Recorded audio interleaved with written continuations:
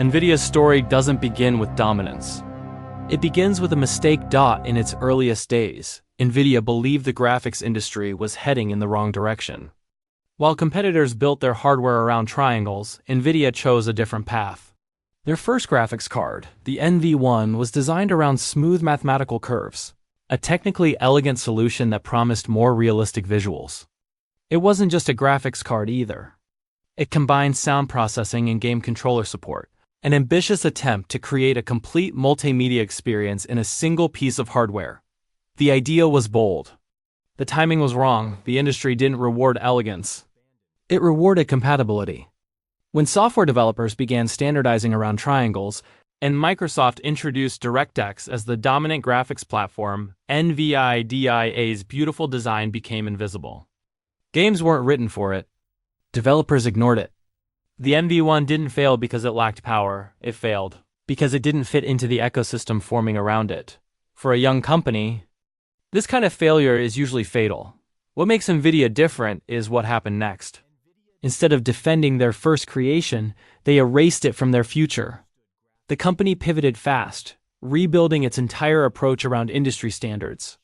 It was a quiet, almost invisible reset. No marketing victory. No public celebration. Just survival. From that reset came a new philosophy. NVIDIA stopped trying to tell the industry where it should go and started listening to where it already was. That mindset produced the Riva series. Practical, fast, compatible graphics cards that developers could rely on.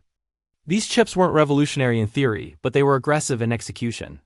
Strong drivers, rapid iteration, and a focus on real-world performance began to separate NVIDIA from its competitors.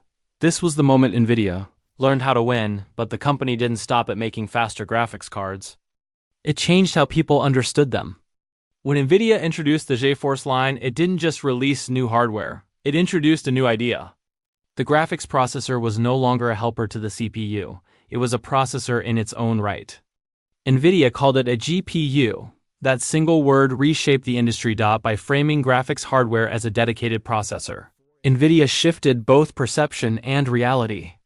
Tasks once handled by the CPU moved to the GPU. Games became richer. Visual computing became scalable. And without fully realizing it at the time, NVIDIA laid the groundwork for everything that would follow, from cinematic visual effects to artificial intelligence.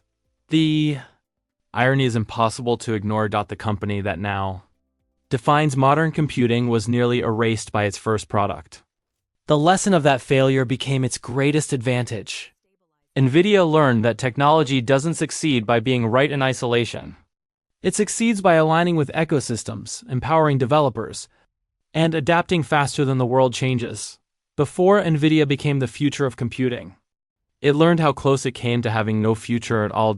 And that is the real beginning of the GPU era.